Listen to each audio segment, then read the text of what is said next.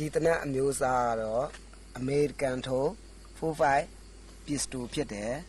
သူ့ကိုတွဲပြရတဲ့ကြည်ကတော့ original 45 G ဖြစ်တယ်ဒီ45တနက်ကိုကျွန်တော်အခုဖြုတ်တက်ပြပါမယ်အဓိကအရင်ဖြုတ်ရတာကတော့ကြည်ပေါက်ဖြစ်ပါတယ်သူ့ကြည်ပေါက်ကိုဖြုတ်ဖို့အတွက်ဒီစို့လေးကိုလက်မနဲ့နှိပ်ပြီးတော့ထုတ်ရပါတယ်ပြီးရင်ကြည်ပေါက်ထွက်လာမယ်ကြည်ပေါက်ကသူကကြည်9တောက်ဆန့်တယ်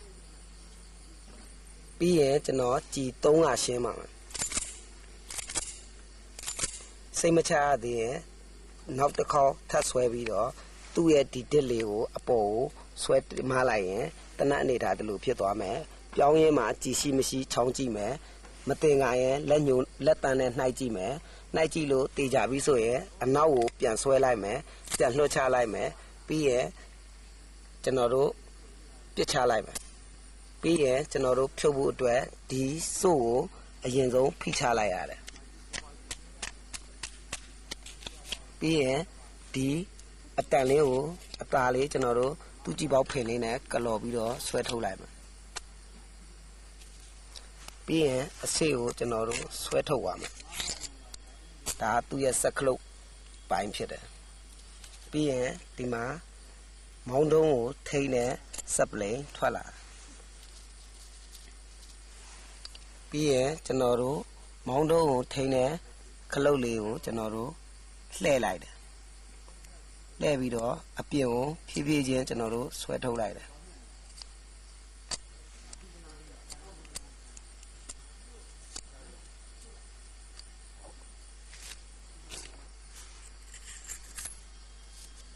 ကောင်းလှည့်ပြီးတော့ပြန်ပြီးတော့ဆွဲထုတ်လိုက်ရတယ်ပြီးရင်ဒီဘူးလေးကိုအရှိကိုတွန်းချပြီးတော့မောင်းတုံးကိုအရှိကိုဖြည်းဖြည်းချင်းဆွဲထုတ်ပါတယ်သူ့ရဲ့ပြောင်းထွက်လာတယ်ဒါကတော့ပြောင်းလို့ခေါ်တယ်ဒါကတော့ကိုတယ်လို့ကိုတယ်ဘောလီအိမ်လို့ခေါ်တယ်ဒီစက်ကလုတ်ပိုင်းရဲ့အမျိုးအစားမှာပါဝင်တဲ့ပစ္စည်းကဒါကတော့ကြည်ပေါက်အိမ်ကိုဖြုတ်တယ်စို့ဖြစ်တယ်ဒါကတော့လုံခြုံရေးခလုတ်ကြည်ထိုးပြီးလို့ရှိရင်ပိတ်လို့ရတဲ့လုံခြုံရေးခလုတ်ဖြစ်တယ်ဒါကတော့ကြည်ရိုက်တံကိုတွားပြီးတော့ရိုက်ပေးတယ်မောင်းရိုက်တံဖြစ်တယ်ဒီ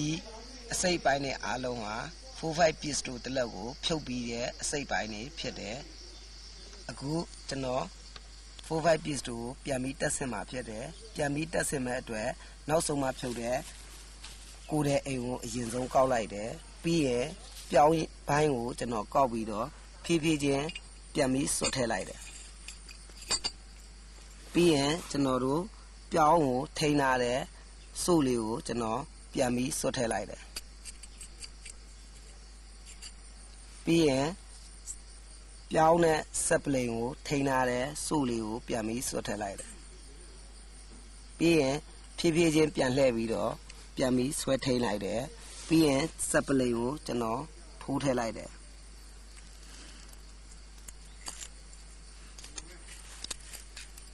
ပြီးရင်ကျွန်တော်တို့စက်ကလုတ်ပိုင်းနဲ့ဒီကိုတဲ့အိမ်ကိုသူ့ရဲ့အမြောင်းလေးတွေရှိတယ်အမြောင်းလေးတွေကိုပြန်ပြီးဆွတ်ထည့်လိုက်တယ်ပြီးရင်ကျွန်တော်တို့ဒီစို့လေးကိုဒီအပေါက်တွေကိုပြန်ပြီးထိုးထည့်လိုက်ရင်ရပါတယ်အံဝင်ဝါးရင်ကျွန်တော်တို့ဖိချလိုက်ပြီးတော့ကျွန်တော်တို့မောင်းကိုဆွဲတင်ကြည့်ရတယ်မောင်းကိုဆွဲတင်ပြီးရင်ကျွန်တော်တို့မောင်းကိုအနောက်ကနေလက်မလေးနဲ့ဖိပြီးတော့မောင်းခလုတ်ကိုဖြည်းဖြည်းချင်းပြန်ပြီးလွှတ်ချရပါတယ်ဒီ45ရဲ့ထူးခြားချက်ကတော့သူ့ကိုပြစ်တဲ့အခါမှာဒီအနောက်ကမောင်းခလုတ်ကိုလက်စုံနဲ့ညှစ်ပြီးတော့မှပြစ်လို့ရတဲ့ထူးခြားချက်ရှိတယ်ဒါကြောင့်မို့ပြစ်တဲ့အခါမှာဒီမောင်းခလုတ်ကိုအမြဲတမ်းညှစ်ပြီးတော့မှပြစ်ရတယ်အဲ့အတွက်ကြည်ထိုးတော့မယ်ဆိုရင်ကျွန်တော်တို့ကဒီမောင်းခလုတ်ကိုညှစ်ပြီးတော့ကြည်ကိုဒီလို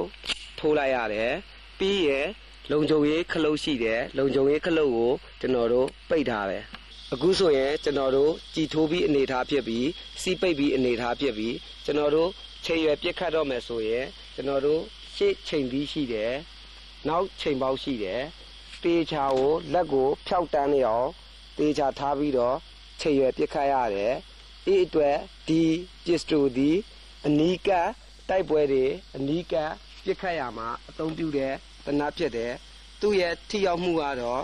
ဂိုက်90အတော်တွင်ဂိုက်အစိတ်တော်တွင်ကိုတေးကြထိခိုက်ဒဏ်ရာရနိုင်ဒီ45 pistol ကိုကျွန်တော်တို့မပြစ်ခတ်တော့ဘူးအသုံးမပြုတော့ဘူးဆိုရင်ကျွန်တော်တို့